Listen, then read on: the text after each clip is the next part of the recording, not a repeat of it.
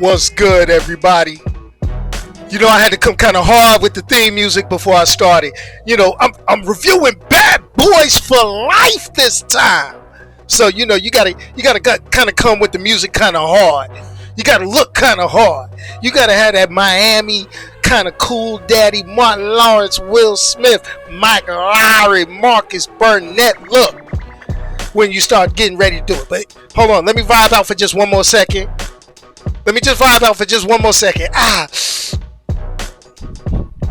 Alright, that's enough of that. Let me go ahead and turn this music down. What's good, everybody? It's just approximately 6 p.m. I don't know if I'm early. I don't know if I'm late. It is what it is. I've been watching football, watching Kansas City do its thing. Let's go ahead and kill that music. What's happening, everybody? Oh, as always, excuse me. It's your boy Onyx here, going full nerd. And you know, we start every Sunday off with the one line that I always like to say: you could be any place this Sunday, but you're here with me, and I'd like to thank you very much. So let's go ahead. Let me drop this out just a little bit, and that is we're going to go and do the typical shameless plug. So the shameless plug is, please check out the podcast, which we are recording now live. That's right. We're recording it live with you here.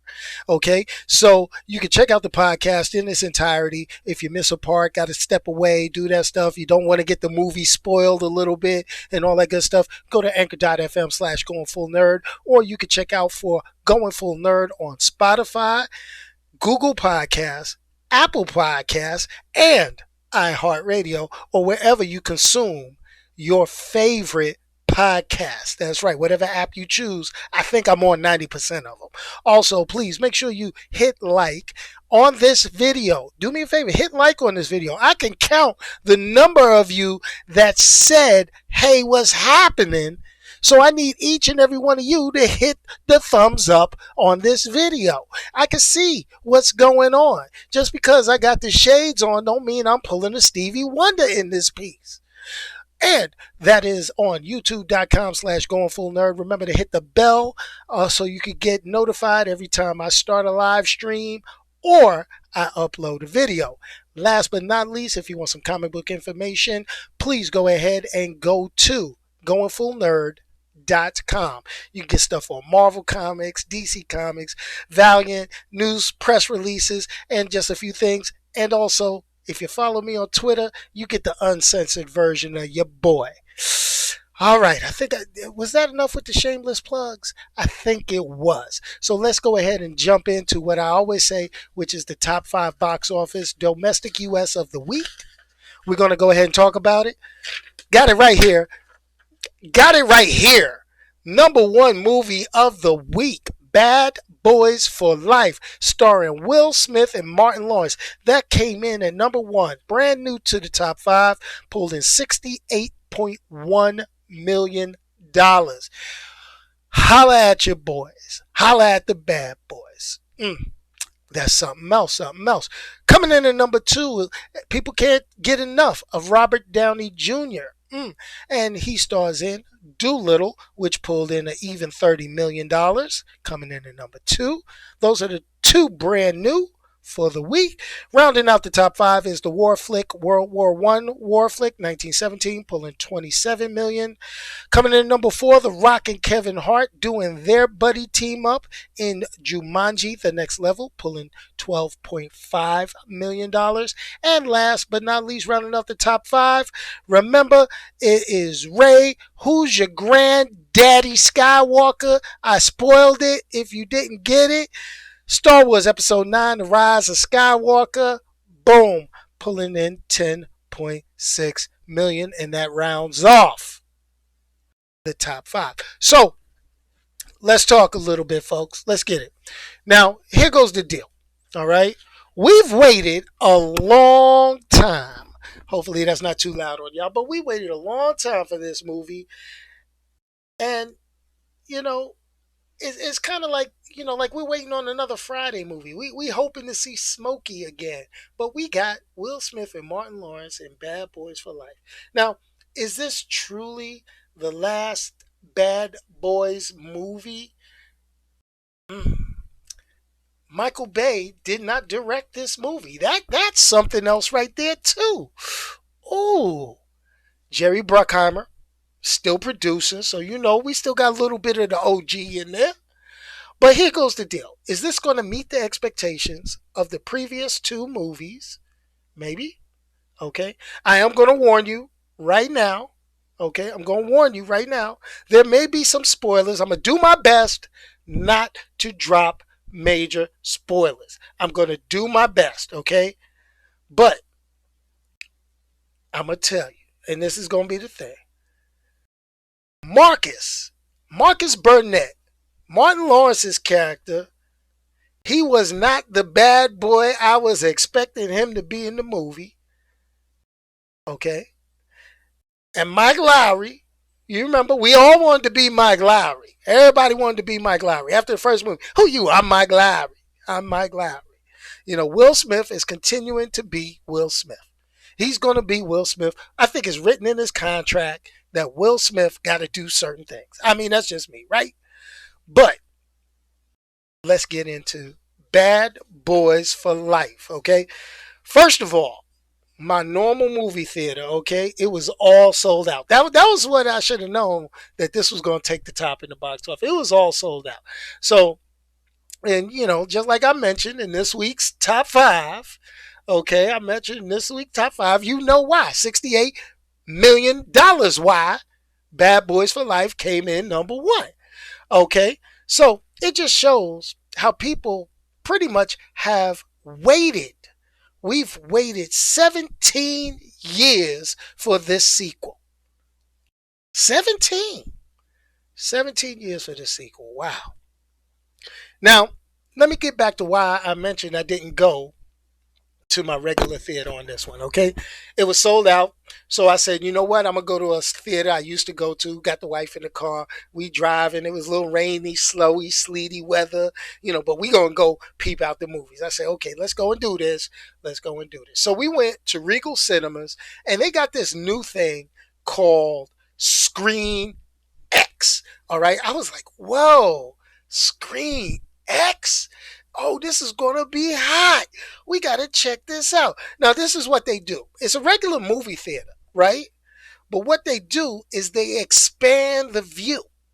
Okay? So they got projectors on the left and the right side of the theater so that when you're watching the movie, it kind of brings you into the action because it starts projecting parts of the movie on the left and the right.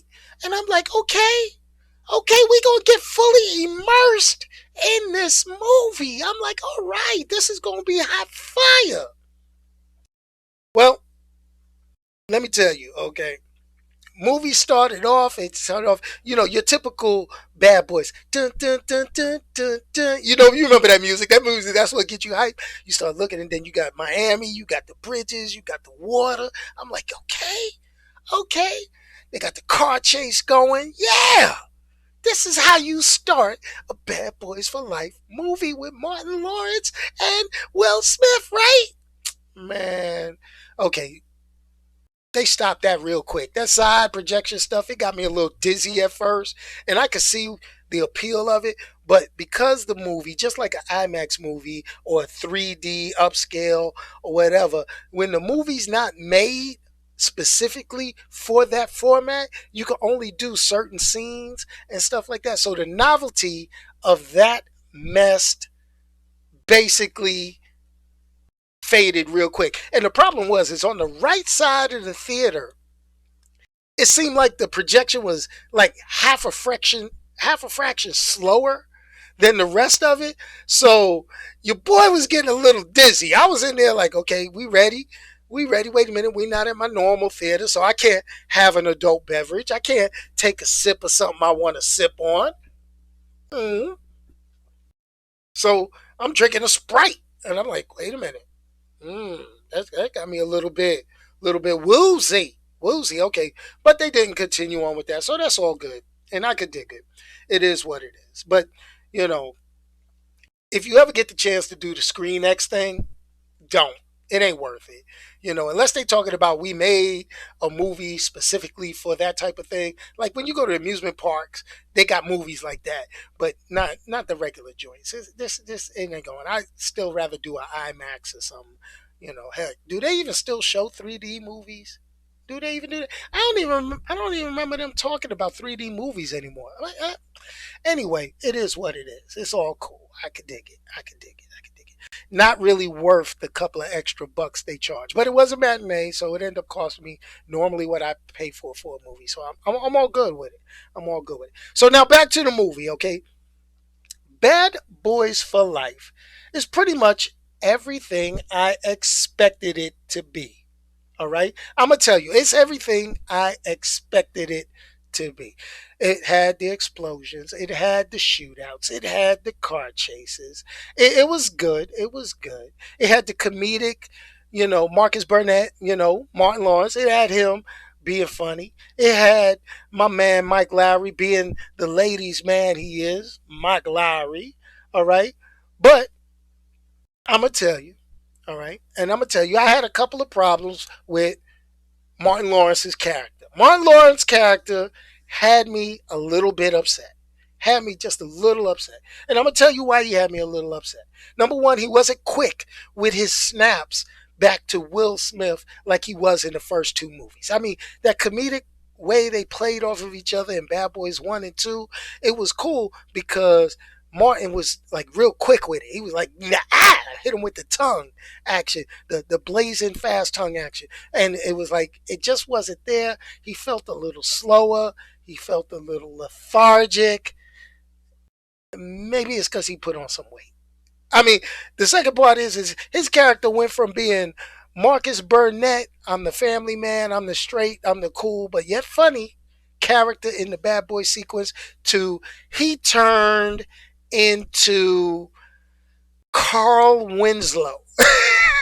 If you remember Carl Winslow from Family Matters, you know the cop. My man, he was more like the donut cop off of Die Hard, played by the guy that played Carl Winslow.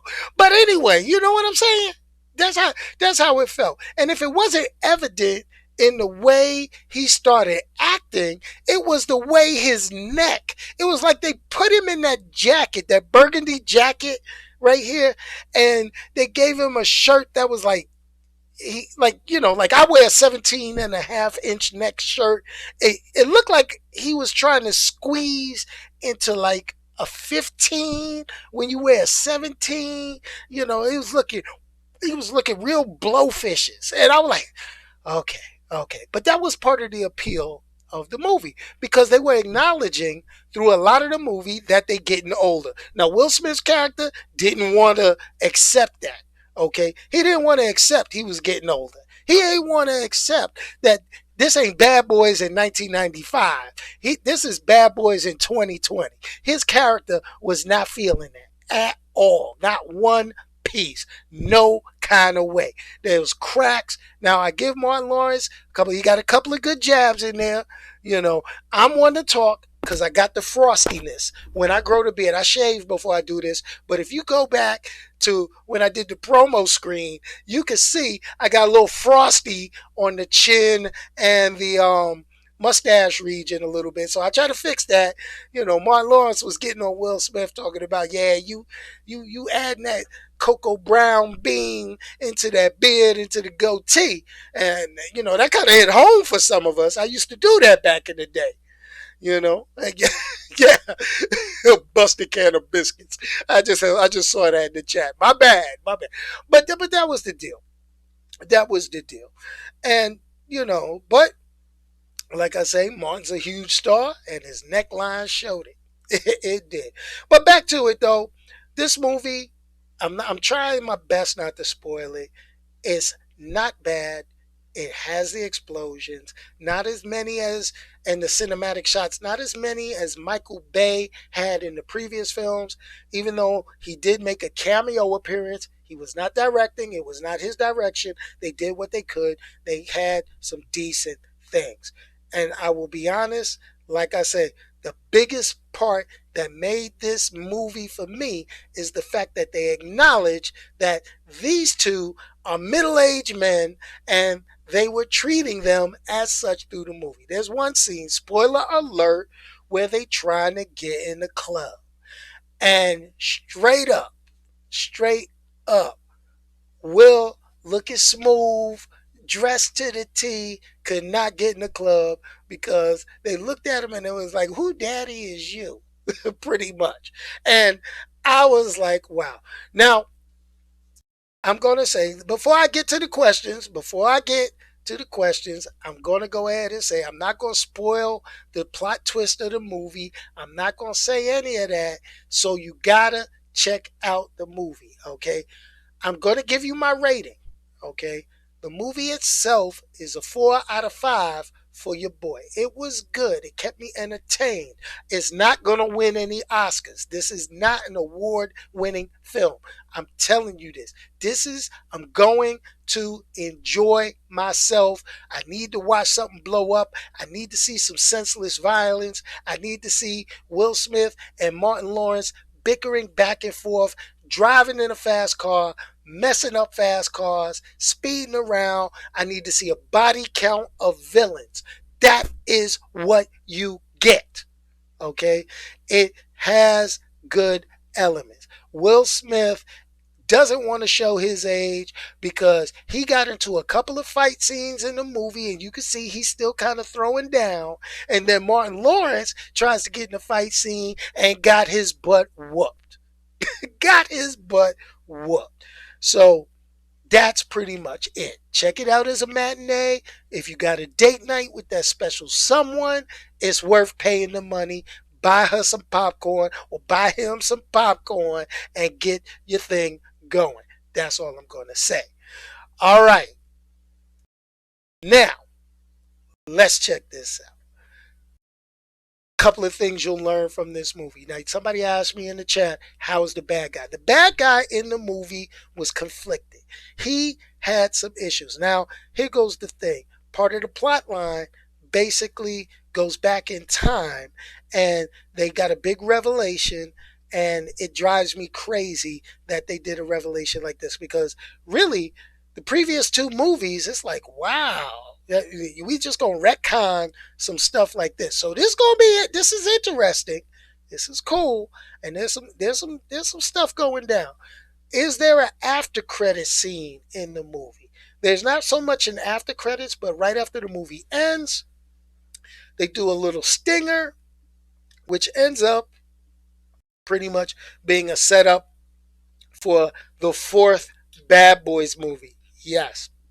Yes. Now, truthfully, this should have been called Bad Boys 3. They made it Bad Boys for Life. Bad Boys for Life would have been real cool if they did it that way. Who knows if they are going to make the next movie? Don't know. That's a Sony thing. Sony's been doing their things with movies all along. As you can see, I got my fresh new Venom shirt. So, Sony's making Venom. So we don't know what's going on. Sony does what Sony wants to do when it comes to these movies. I'm just saying. That's how they roll. All right. But the bad guy, and I'm using the term bad guy as a gender inclusive, is off the chain. It's like, really? Really? Because there's multiple bad people in here. You got some cool appearances. Like I say, Michael Bay made a cameo. You got a cameo by my man, DJ Khaled. Another one. Yeah, another one. And he did his thing in there. So it was kind of cool. It was awesome. The movie, it takes a couple of turns. There's a couple of tearjerker moments to make you feel sad. A couple of things. There is a flashback to Bad Boys 2. A scene in Bad Boys 2. Look out for it. It follows through. It makes its way into this movie, which makes it pretty damn funny. That's one of the funniest parts of the movie that I digged and I was able to check out. Whew. But that's it, y'all. 4 out of 5. Bad Boys for Life. Peep it out. That's how it goes. Yo, as always, I'm gonna cut this one short because there's football on and I want to peep out some more football. Super Bowl's coming up soon. It is what it is. So check this out, everybody. Check this out. I'm gonna leave you with one piece of wisdom. One piece of wisdom. This wisdom can be considered a spoiler if you knew the context in which I am making it. But there's one piece of wisdom that I learned from this movie that all you single guys, any single guy in the audience needs to understand. And that is never have unprotected sex with a married drug lord witch bitch. Yo, when you watch this movie, you'll understand what I'm talking about. Never have unprotected sex with a married drug lord witch bitch. Remember that. Anyway, just remember we're getting ready to get down to the Super Bowl. Once the Super Bowl teams are decided, I will make my annual Super Bowl picks. Go ahead, bet the house on it if you want, folks. Just give me a cut if you win. But anyway, everybody, thank you for joining me. I'm just going to end this. We're at about 20 minutes. I'm going to let that go. And as always, I'm going to ask you guys to do me one great favor. And you know what that great favor is? Remember, don't say anything bad about anybody. If you need to, just let me know. I'll say it for you. Peace, y'all. And I'm out of here. Let me drop this music. Kansas City wins. That's one team. Let's see who's going to play them. Peace, y'all. And I'm out of here.